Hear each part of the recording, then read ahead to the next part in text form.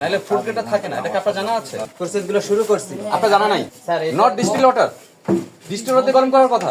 মিষ্টি দই, তারপর হচ্ছে আইস ললি, রং কালার দিয়ে এগুলো তৈরি হচ্ছে।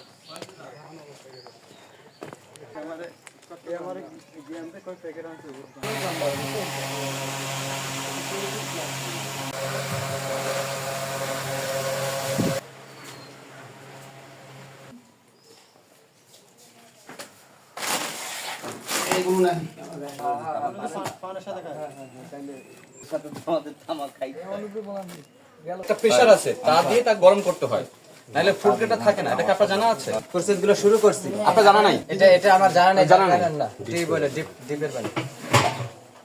Sir, not distil water, distil water গরম করার কথা। তাহলে ধারায় আপনাকে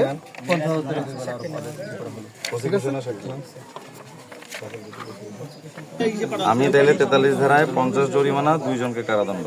আমাকে ক্লিয়ার করতে হবে তো। আপনারা একটু ভালো জায়গায় রেখে মানে এখানে রাখেন।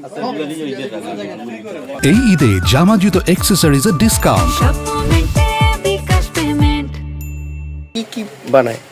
বানায় তো এই পেপসি আর ওই যে রোবটো।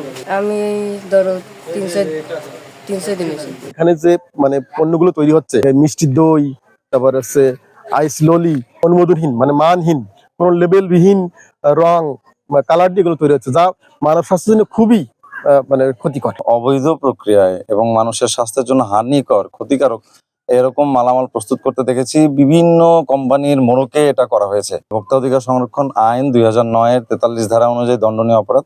সেই অনুযায়ী যারা প্রস্তুত করেছিলেন এরকম 2 জনকে গ্রেপ্তার করে উক্ত আইনের উক্ত ধারা অনুযায়ী জেল দেওয়া হয়েছে।